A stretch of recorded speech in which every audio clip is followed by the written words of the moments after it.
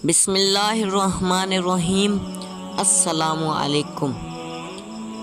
میں ہوں آپ کے ساتھ محمد نصیر۔ دوستو، آج ہم ایک نئی ویڈیو کے ساتھ حاضر ہوئے ہیں جس کا نام ہے کہ دوڑنے والا پتھر۔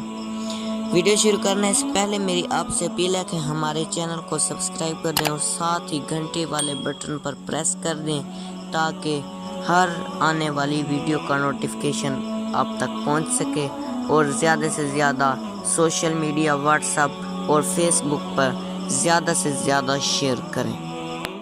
یہ 1 ہاتھ لمبا 1 ہاتھ چوڑا چوکور پتھر تھا جو ہمیشہ حضرت موسیٰ علیہ السلام کے جھولے میں رہتا تھا۔ اس مبارک پتھر کے ذریعے حضرت موسیٰ علیہ السلام کے 2 معجزات کا ظہور ہوا جن کا تذکرہ قرآن مجید میں بھی ہوتا ہے۔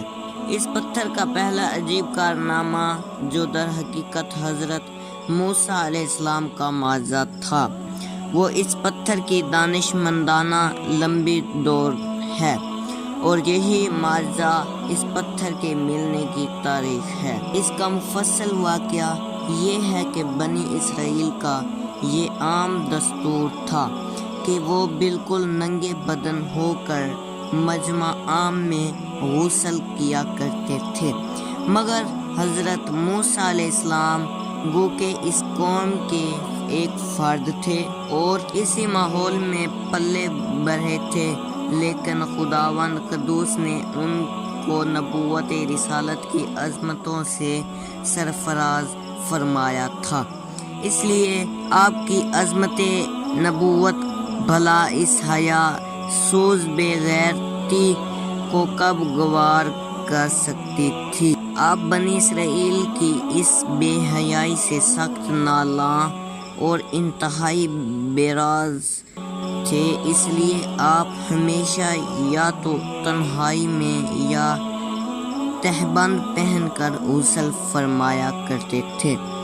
بنی اسرائیل نے جب یہ دیکھا کہ آپ کبھی بھی ننگے ہو کر غسل نہیں فرماتے تو ظالموں نے آپ پر بہتان لگا دیا کہ آپ کے بدن کے اندرونی حصہ میں یا تو برس کا سفید داغ یا کوئی ایسا عیب ضرور ہے کہ جس کو چھپانے کے لیے یہ کبھی برہنہ نہیں ہوتے، اور ظالموں نے اس تحت کا اس قدر اعلان اور چرچا کیا کہ ہر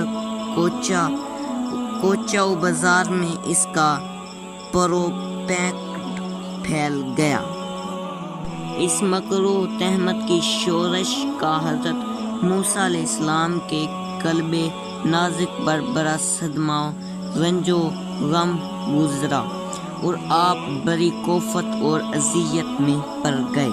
تو خداوند قدوس اپنے مقدس کلیم کے رنج و غم کو بھلا کر گوارا فرماتا اور اپنے ایک برگزیدہ رسول پر ایک عیب کی تہمت بھلا خالق عالم کو کب اور کیوں نہ کر اور کس طرح پسند ہو سکتی تھی۔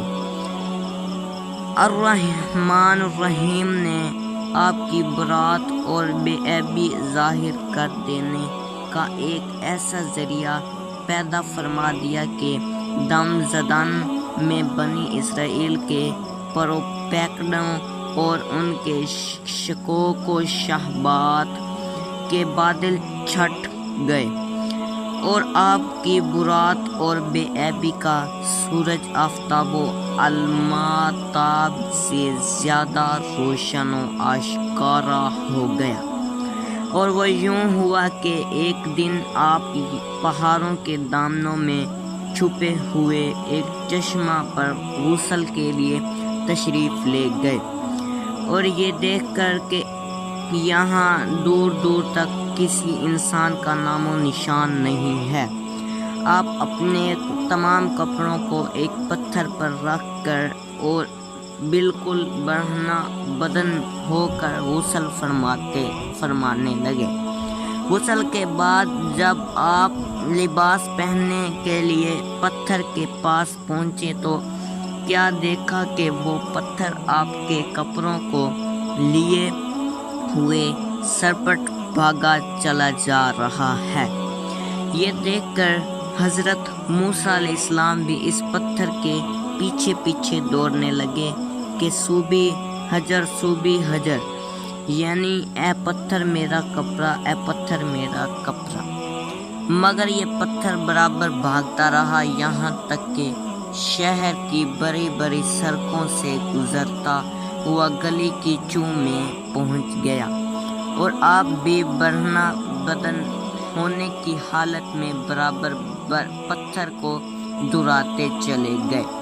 اس طرح بنی اسرائیل کے ہر چھوٹے بڑے نے اپنی آنکھوں سے دیکھا کہ سر سے پاؤں تک آپ کے مقدس بدن میں کہیں بھی کوئی عیب نہیں ہے، بلکہ آپ کے جسم اقداس کا ہر حصہ حسن و جمال میں اس قدر و نقطہ کمال کو پہنچا ہوا ہے کہ عام انسانوں میں اس کی مثال تقریباً محال ہے۔ چنانچہ بنی اسرائیل کے ہر فرد کی زبان پر یہی جملہ کہ یعنی خدا کی قسم موسیٰ بالکل ہی بے عیب ہے۔ جب یہ پتھر پوری طرح حضرت موسیٰ علیہ السلام کی برات کا اعلان کر چکا تو خود بخود ٹھہر گیا۔